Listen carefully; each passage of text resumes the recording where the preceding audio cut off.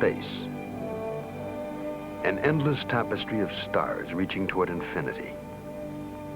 Scattered through its vastness are 100 billion planets on which life theoretically could exist. If only 1% of that life is intelligent, there could be 1 million civilizations out there. And of that million, it is conceivable that one discovered the secrets of space travel. It is possible that ancient astronauts went in search of life beyond their own world and found it on the planet Earth. The existence of other intelligent beings in the universe intrigues the men of tomorrow's science, the exobiologists, students of life in outer space.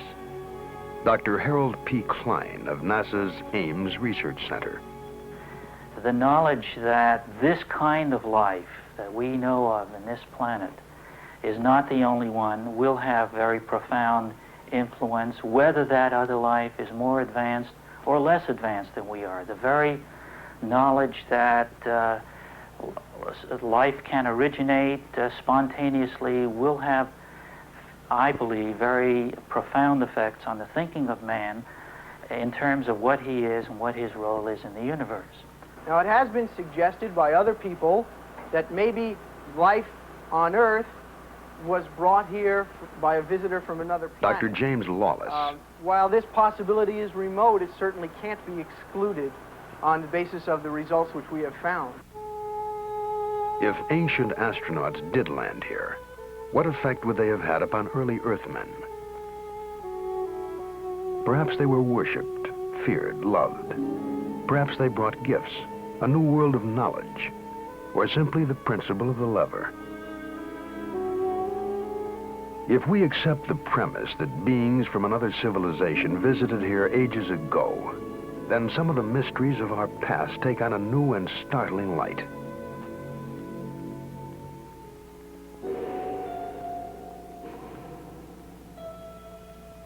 The Baghdad Museum in Iraq has on display a clay vase dating back before the birth of Christ.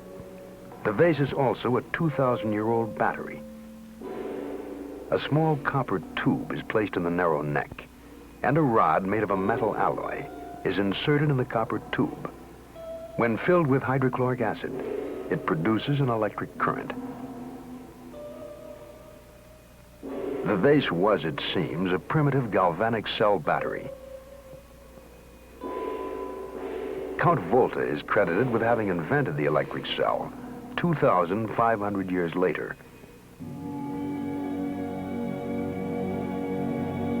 Was the secret of electricity revealed to man thousands of years ago? Is it possible that this planet Earth has been visited by travelers from outer space? Did they wander through the throbbing light years of the universe in search of other life and find it here?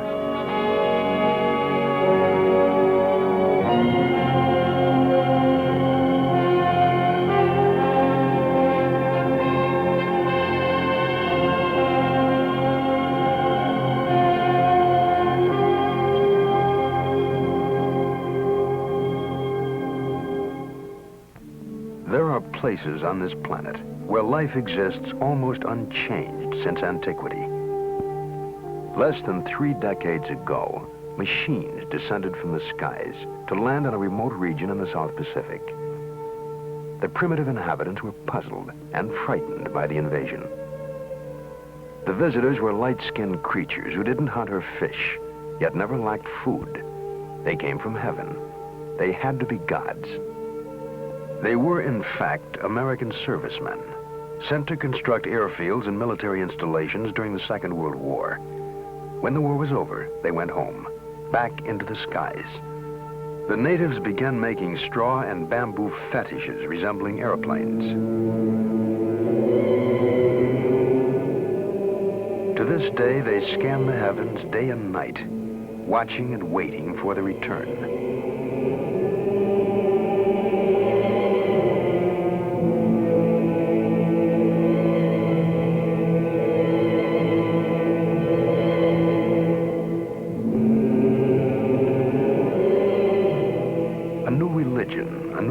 Was born from the encounter between a primitive people and visitors from a highly developed, technically superior society.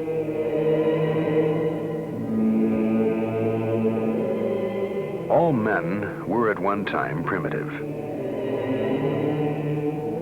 It is possible to imagine that our own forebears may well have reacted in the same way to visitors from outer space.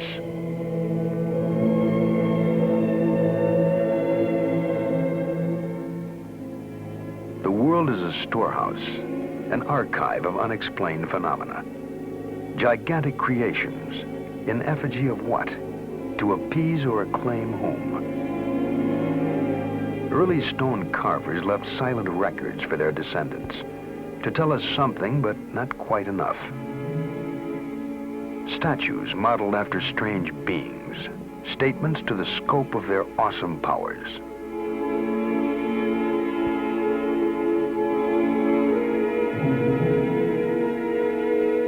Folk legend surrounds their origin. Strange stories of gods who appeared riding across the skies in flaming chariots of light. Whole civilizations were structured around these gods. Civilizations which at one time flourished and then mysteriously disappeared. Only stone relics survive to give mute testimony to their time. Their true history has been the cause of much scientific inquiry and romantic speculation.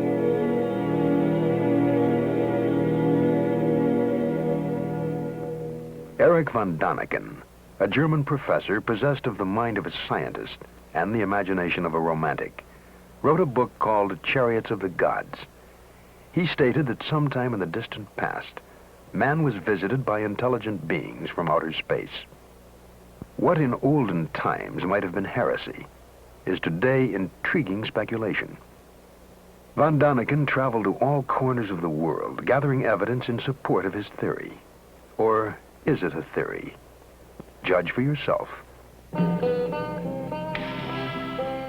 Istanbul, the city on the Golden Horn. Here stands the Palace of Topkapi. A curious set of maps are kept here, which were found in the Orient by the Turkish Admiral Piri Reis. The oldest of these maps dates back to approximately the 1st century AD. They are most likely copies of still earlier maps.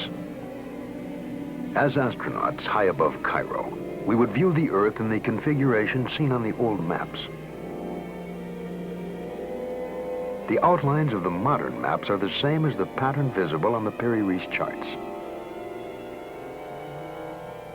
Another map in the collection shows a region which is still largely unexplored, the Antarctic.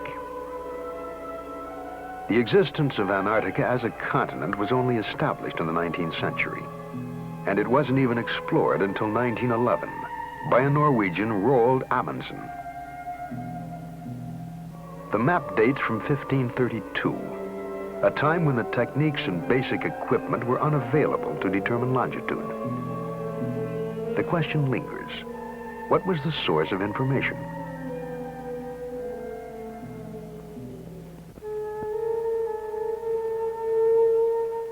The world's first great cities might have been constructed, according to von Däniken, under the supervision of the same being who offered instruction for making the maps of Piri Reis.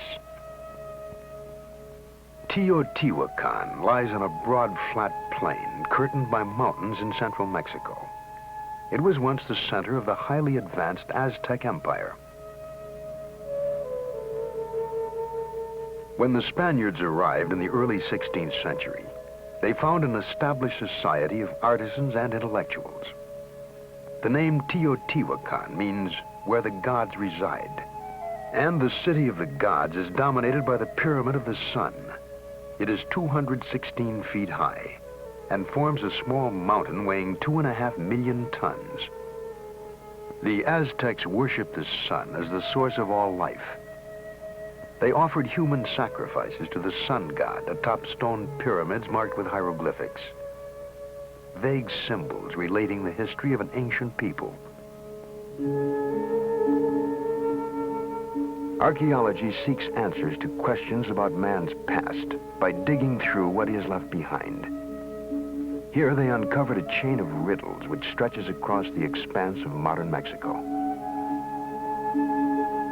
A mile to the south is the Temple of Quetzalcoatl. Legend tells us that he was a light-skinned, bearded man who came from the stars.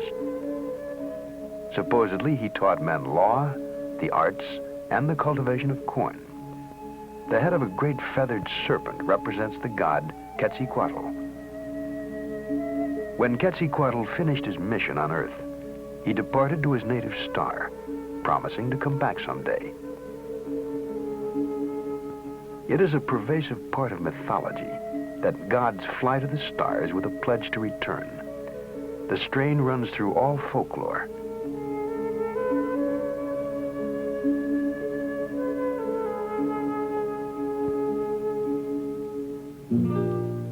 The ruins of the deserted city of Tula rest about 20 miles from Teotihuacan. It was one of the cities supposedly linked in legend to a ladder hung in the sky. Monumental sculptures stand as silent watch over the remains, guardians of an eternal mystery. They appear to be warriors, dressed alike, wearing unusual helmets. They carry some sort of box-like unit on their chests. Perhaps they are weapons or communications equipment. Unrecognizable tools or controls are clasped in their hands.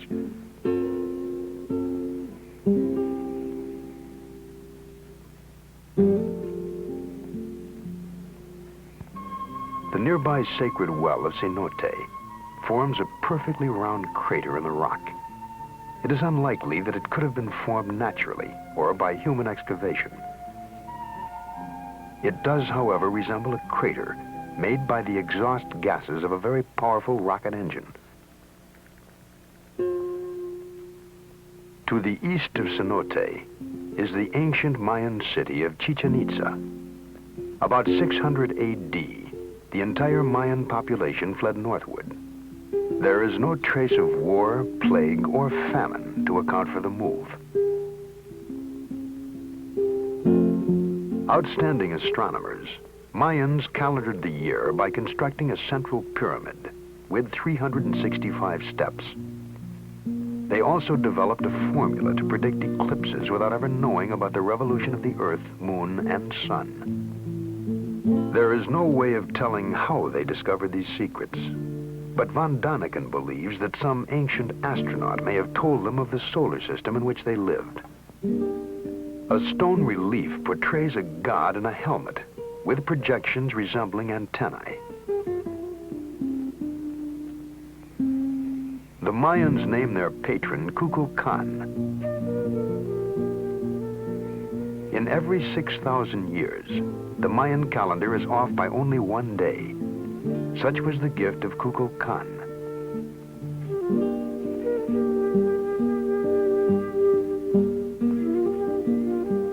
Kukulkan supposedly came from the stars and returned to them, leaving the Mayans to build observatories to search the heavens for him.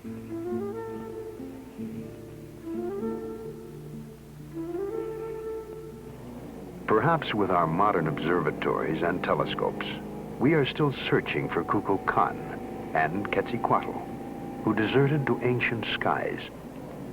Modern science examines the heavens in search of information.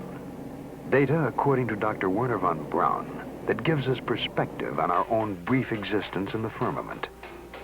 I think it is important to remember that distant stars are not only far away from us in terms of miles, but life on other planets can also be very far away from us in terms of time.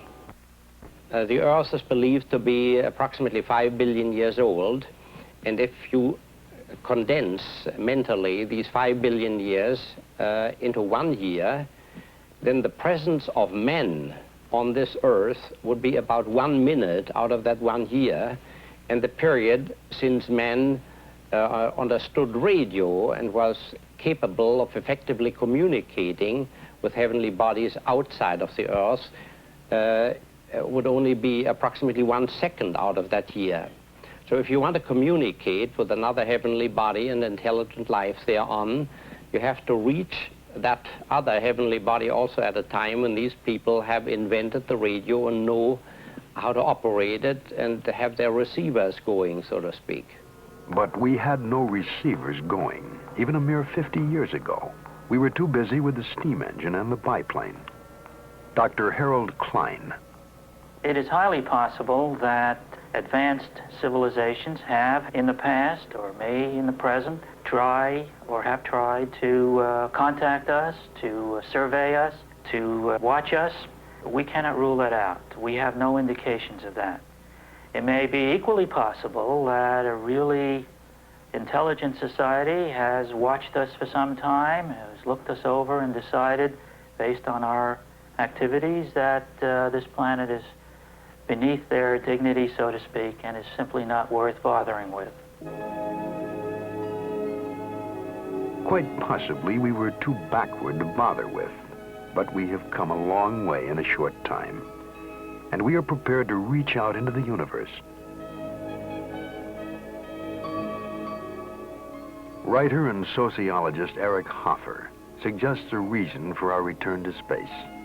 He wrote, "I always felt that man is a stranger on this planet, a total stranger.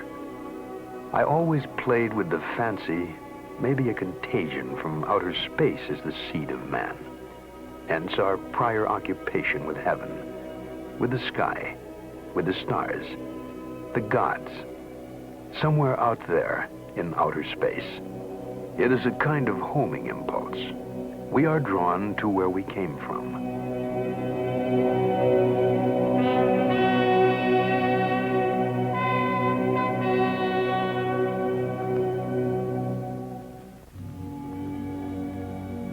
In the 7th decade of the 20th century, the landscape of the moon became familiar.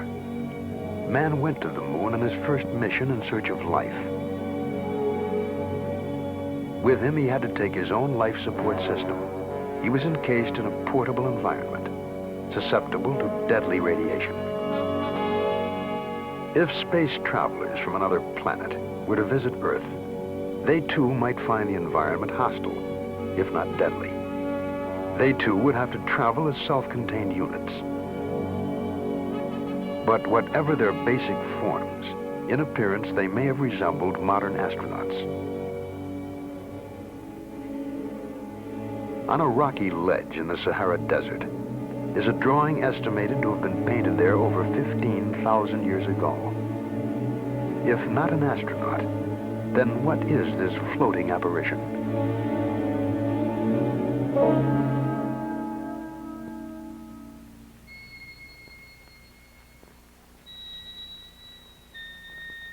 Henri Loti, the early French archaeologist, discovered the image of the 19-foot giant and called him the great god Mars.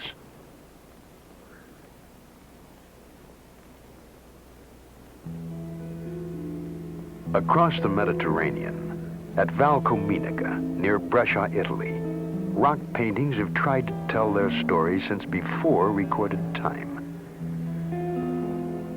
They are portrayals of strange beings in bulky overalls. Their helmets seem to carry antennae. In their hands are clasped some manner of tool or weapon.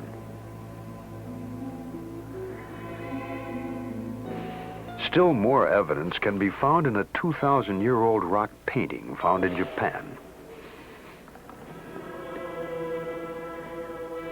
In the rough, rocky countryside of northwest Australia, there are scores of rock paintings which date back far in time. Drawings which are probably some of the earliest messages from prehistoric man. Sketches represent the activities of Wandjina, a legendary goddess of the Milky Way. She too came from heaven to instruct the children of Earth. Von Daniken believes there were models, possibly even one model for all the deities found recorded in rock.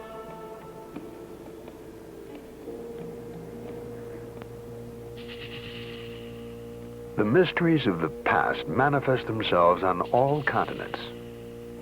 Within the depths of a temple in the ancient Mayan city of Palenque in Central America, Von Daniken came upon a stone relief of what is apparently a man seated in a capsule, watching something intently.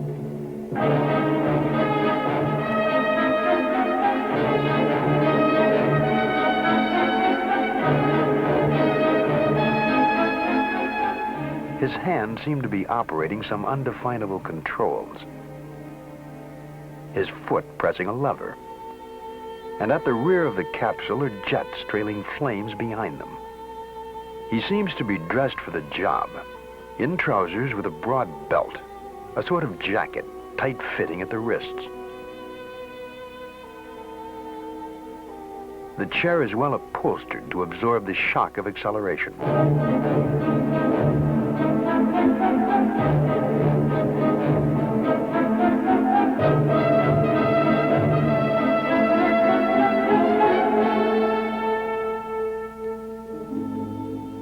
Mayan legend says that he represents their space-traveling god, Kukulkan, the winged god of Palenque. He was carved sometime in the 7th century. The possibility haunts us that this figure was the artist's rendering of the ancient astronauts who inspired the Mayan culture. The church of the monastery of Desanay was decorated with mysterious frescoes some 500 years ago. The monastery is hidden away in the peaceful countryside of southern Yugoslavia.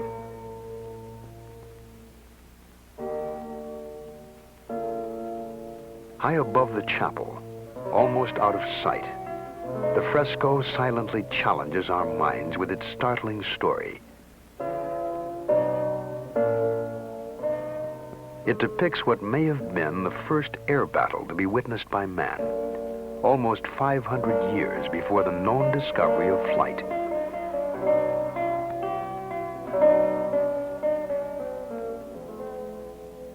In the first capsule, a man is seated with his hand on some form of guidance mechanism. He appears to be racing across the sky in an attempt to escape from a pursuing ship. We can easily imagine jets at the rear of these aerodynamic forms. On the earth below them, people cower in fear as this air battle wages in the skies. If not an astronaut, then what reality might have inspired the frescoes of Desanay?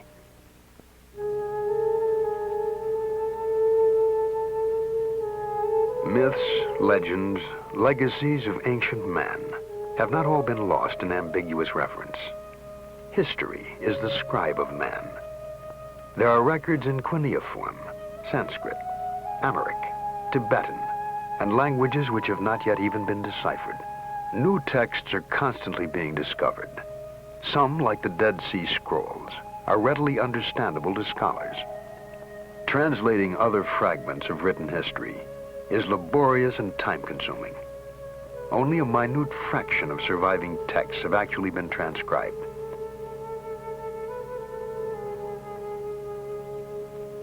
Accounts of godlike visitors abound. For example, in the books of the Tibetan Kanchur. The Kanchur consists of over 1,000 volumes containing the holy texts of Lamaism. Their secret code is the most complex ever devised. To date, only 1/100th of the Kanchur has been deciphered. The resulting translations are full of references to gods appearing in the sky, of the luminous pearls and transparent spheres in which they lived. Once the books have been further deciphered, they may well yield much more information about mysterious space visitors.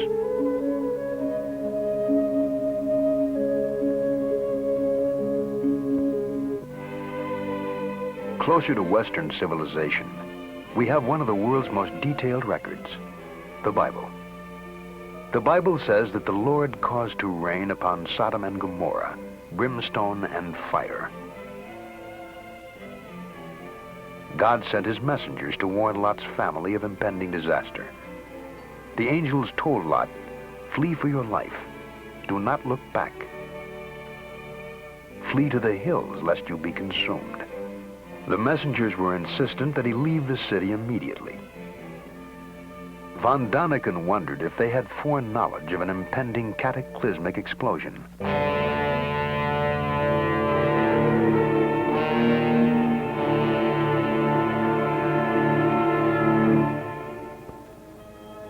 It appears certain that Sodom and Gomorrah were leveled, laid waste at a single stroke. All traces of the communities have disappeared. So complete was the destruction. The report of the catastrophe ends. Then he looked down and beheld, and lo, the land went up like the smoke of a furnace. Mount Horeb in the Sinai Range rises more than 6,500 feet above sea level. Here Moses received the Ten Commandments. Here, too, he was given the blueprints for the Ark of the Covenant.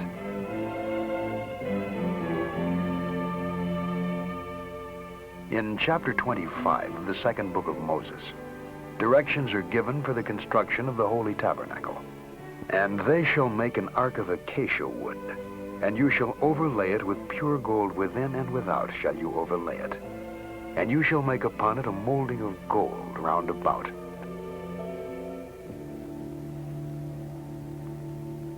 Moses was to provide special shoes and clothing, which would properly insulate his workmen.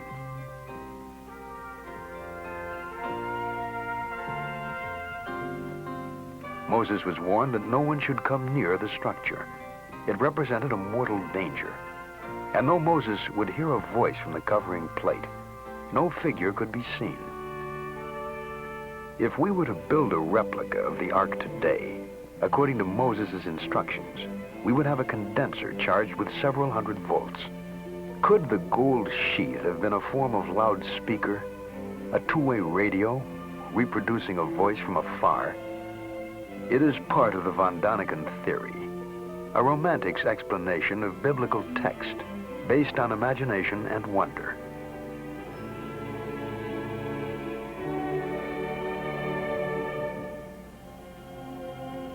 In the fragmentary histories from the Bible to the scripts of Babylon, there are tantalizing views of Earth, seen from the distance, seen from space, seen by whom? Was it the vision of ancient astronauts communicated to the primitive population of a still young planet Earth?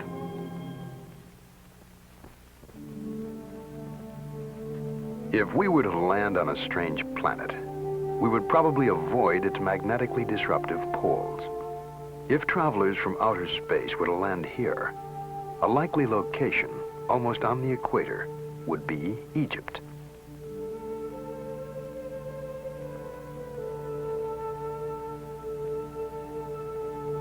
The pyramids, eternal mysteries in themselves, provide additional evidence to support the premise that Earth was visited by ancient astronauts.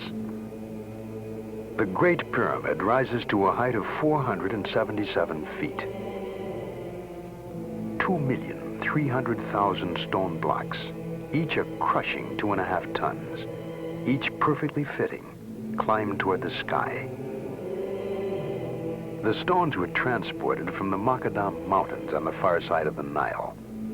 20,000 workmen, hauling 10 blocks a day, would need 640 years, more than 30 generations, to build one pyramid. To some, the massive structures were not designed as tombs for the pharaohs, but are in reality vast astronomical calculators. Passageways, for example, from the interior, point directly at the North Star, the way back to the heavens. If we multiply the height of the pyramid by 1 billion, it equals almost exactly the distance from the Earth to the Sun. At the end of the 16th century, the Dutch mathematician Ludolf arrived at the figure pi, by which one can determine the circumference of a circle. If we divide the perimeter of the base of the pyramid by twice the height, we get exactly the figure pi, which Ludolf only found 4,000 years later.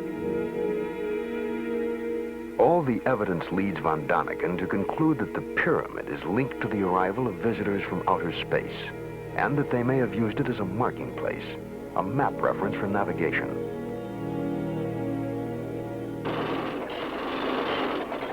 When modern Egypt chose to construct the Aswan Dam, there stood one obstacle: the flooding would submerge the 3,000-year-old temple of Abu Simbel. Over 100 nations answered UNESCO's plea to save the monument. Latest equipment and engineering techniques were used. Still, it took 3 years to accomplish. Because centuries were needed for the original builders to create the temples, it is probable they honor no single pharaoh. They stand, however, in tribute to the gods of the sun, the center of Egyptian religions, and to those who return from earth to the skies.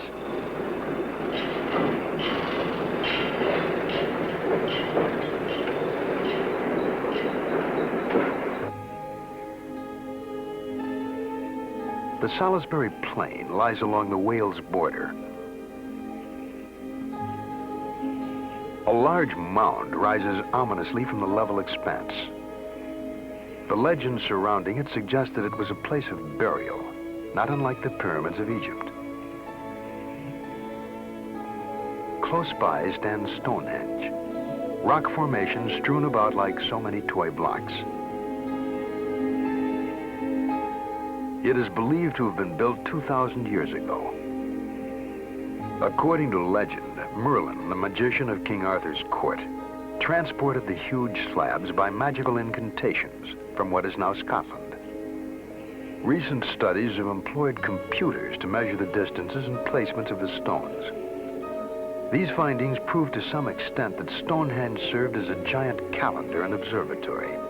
By visually lining up specific points, an almost exact calculation can be made as to the movement of the stars and planets. Even with computers, it has taken us years to arrive at these figures. 2,000 years ago, this area of England was inhabited only by primitive tribal people.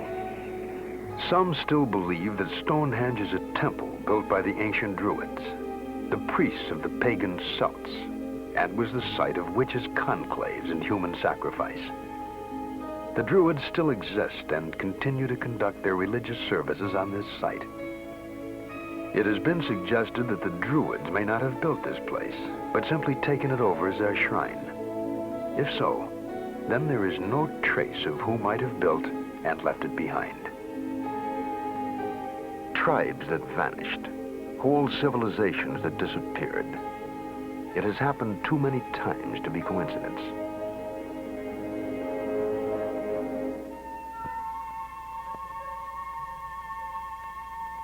Guarding the headwaters of the Amazon River are the ruins of Machu Picchu, an outpost of Peruvian Inca society. Some archaeologists suggest that the Incas found they could not extend their empire into the treacherous Amazon jungle. And so, here they stopped, and here they died. There is a curious folk legend surrounding the origin of this fortress. It is said to have been built by a divine race of light-skinned, auburn-haired descendants of the god Viracochus, who arrived in a flaming chariot. Nothing remains of these supposed people, but the legend goes on to say that they abandoned their citadel and returned to the skies. They left only the ruins of their mountaintop city for us to wonder at.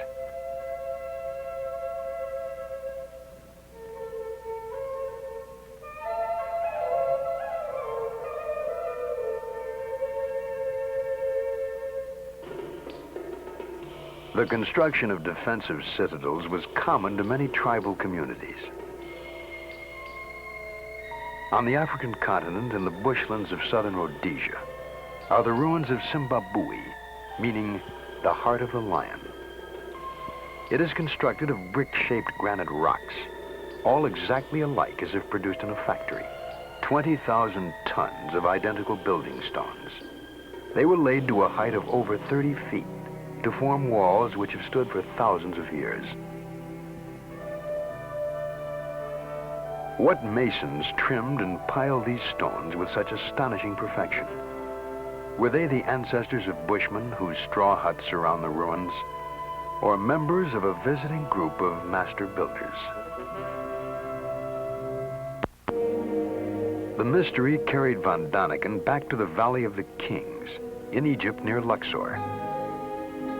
The valley was another royal burial ground of the pharaohs, the god kings. Not pyramids of stone, but a small mountain range converted to the use of the dead.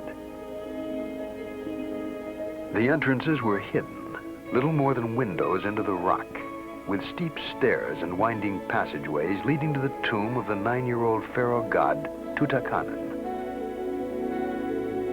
The crypt is hollowed directly out of stone, and incredibly intricate murals decorate the walls and ceilings. Archaeologists have carefully studied the markings and meanings, but Van Daniken points out one interesting fact. They could not have been painted by firelight.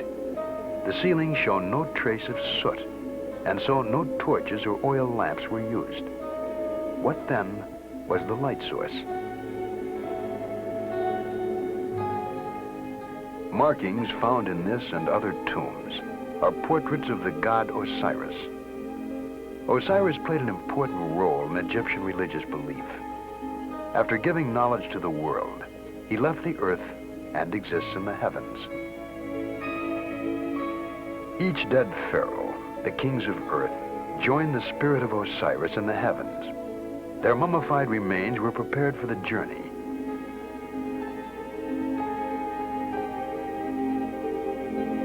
In the golden armor casing, whom were they imitating?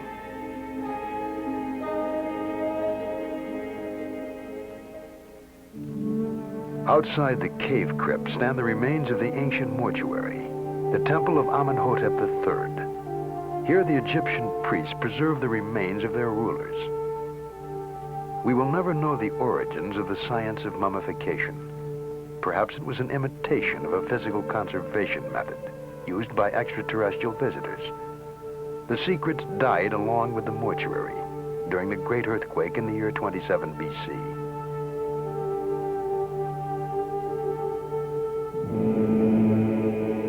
Some distance away, guarding the entrance to this temple of the dead, rest the Memnon Colossi, 2,000 years old, 52 feet high, each weighing over 1,000 tons. It is difficult for us to imagine them being moved from the distant quarries by manpower alone. And so the sentinels of the temple evoke images of a time when the activity inside was directed by godlike visitors who came as masters to earth.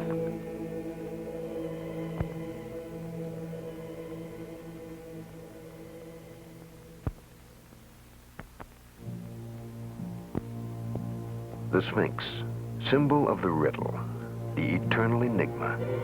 The head of a man, the body of a lion. This fierce stone creature faces the rising sun, the flaming chariot of the Egyptian gods. It is meant to protect the sunship when it lands to carry the pharaohs back to the heavens. Secrets in stone abound throughout the world. Easter Island, Isle of 1,000 mysteries, minute, lost in the watery expanse of the South Pacific, 3,000 miles off the coast of Chile.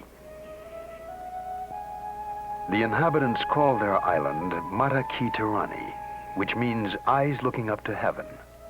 The neighboring atoll is called the Island of the Bird People, creatures with human bodies and the heads of birds.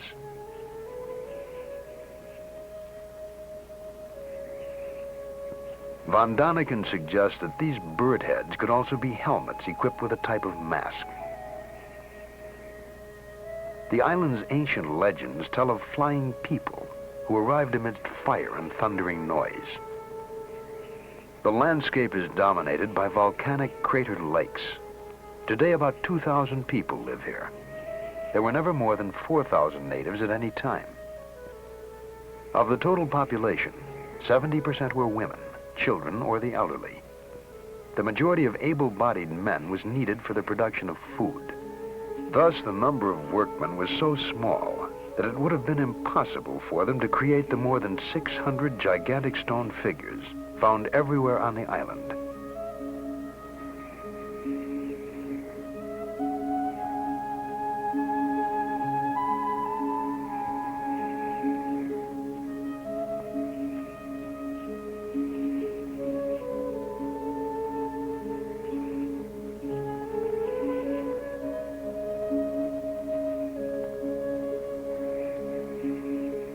Many of the stone gods stand 65 feet high and weigh nearly 400 tons.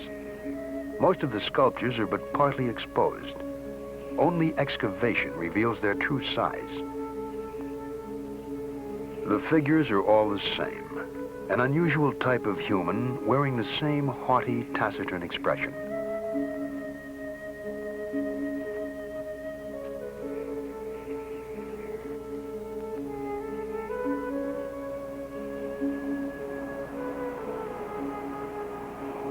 One statue, unearthed by explorer Thor Heyerdahl, suggests man's role.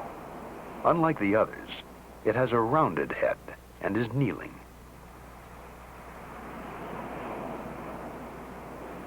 The workshop at the volcanic crater, Ranararaku, has stone so hard that repeated hammering with a stone chisel hardly scratches it. The colossi carved here were removed to distances as much as 12 miles from this location. There was no army of slaves for labor, no wood for rollers, nor the slightest traces to suggest that the sculptures were dragged across the island. And so they lie here, mute, eyes looking up to heaven.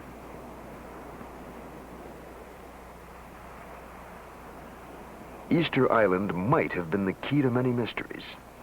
When it was first discovered, a group of wooden tablets covered with hieroglyphics were found. But zealous missionaries burned them, sealing the secrets of the monoliths. So we must look elsewhere for explanations.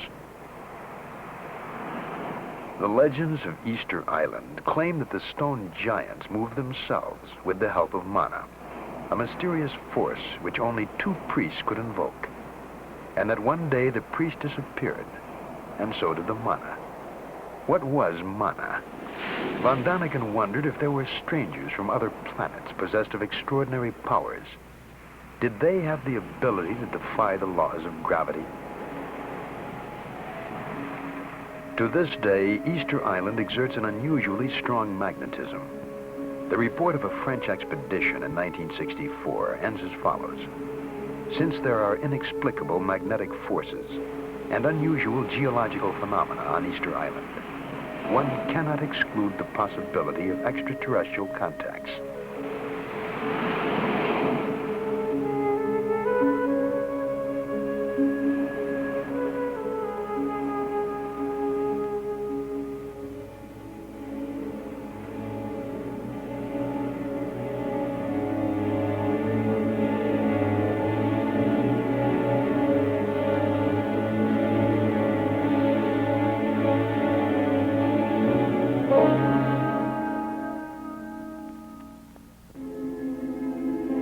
Almost on a direct line from Easter Island is the Bay of Pisco, along the coast of southern Peru.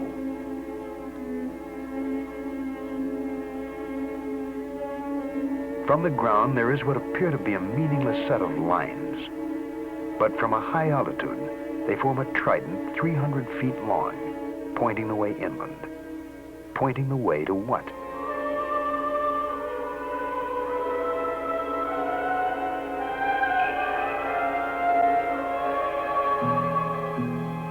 Across the scorched and rocky terrain are spread the remains of deserted ancient cities. An entire civilization, now vanished, once flourished around the mysterious plain of Nazca. Lines running toward us, away. Lines which mean nothing from the ground.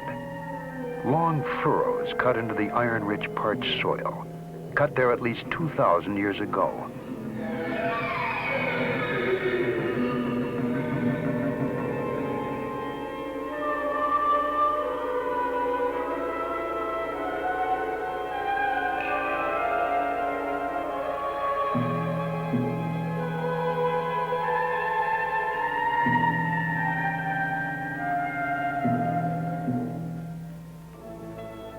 From a great height, from an aircraft, for instance, the lines fall into focus. We see a spider, an eagle,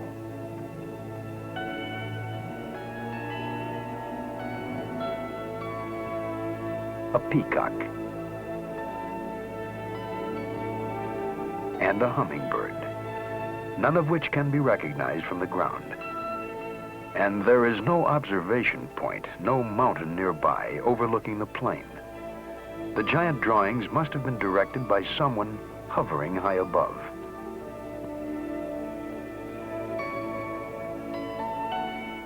Straight as arrows, one huge geometric puzzle. Some lines parallel, some intersecting, starting nowhere and ending nowhere.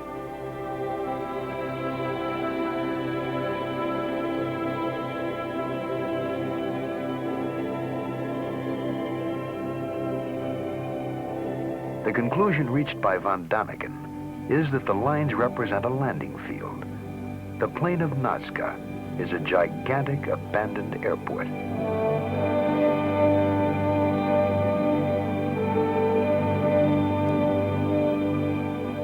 Landing strips, roads, and flattened beds that resemble rocket launch ramps were cut into the plateau. In a radius of 1,000 miles, enduring archaeological mysteries abound. And the question arises, was this the center, the base camp of an ancient astronaut colony?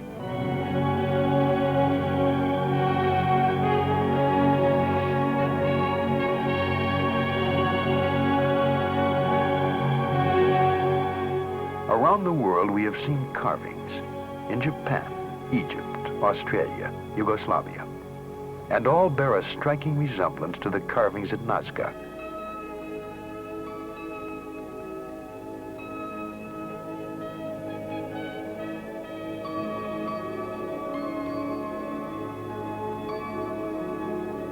Was Earth visited by creatures, astronauts from another planet?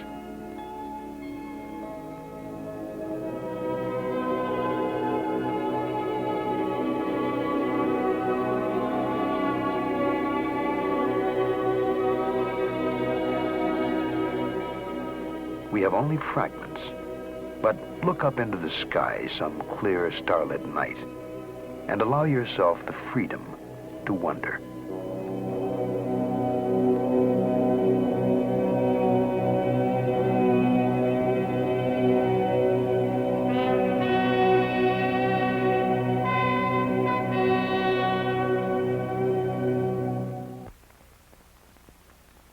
All around the globe, giant radio telescopes are scanning the stars for signals. Some are even sending signals, not to anyone in particular, but to anyone who may be able to hear them. By some incredible coincidence, perhaps we will establish a dialogue with an extraterrestrial community, even if that conversation is only a matter of meaningless blips and dots. NASA recently launched an aluminum greeting card into space, addressed in effect to whom it may concern. Etched on the plaque are the nude figures of a man and a woman, 2-digit computer code numbers, and a diagram showing Earth's location within the 9 planets of our solar system. A message to whatever intelligent life there may be in the universe. Hello from Earth to some wandering ancient astronaut. NASA is especially interested in the possibility of life on the planet Mars. The Jet Propulsion Laboratory in Pasadena, California, has had a direct line to Mars via the Mariner 9 spacecraft, which has been taking extensive photographs as it orbits the red planet. Mars is a world significantly like the Earth in terms of atmosphere, temperature, and gravity. It is also the closest and easiest to explore in depth. To date, no recognizable life has been detected. But the same was true of previous Mars missions. The last time photographs were taken, scientists agreed that there was definitely no life on Mars. However, the smallest area the spacecraft's camera could focus on was 3 miles wide.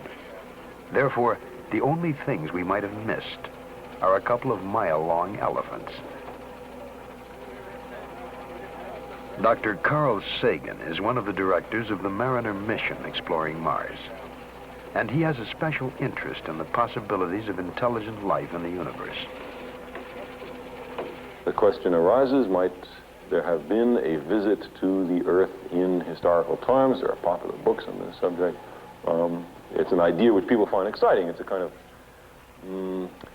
scientific justification of theological belief, which people would rather believe in any case. It's kind of modern dress for old-time religion. Well, what about that? Is that possible or not? I can only say that you can't exclude the possibility, but there's not a smidgen of evidence that is compelling.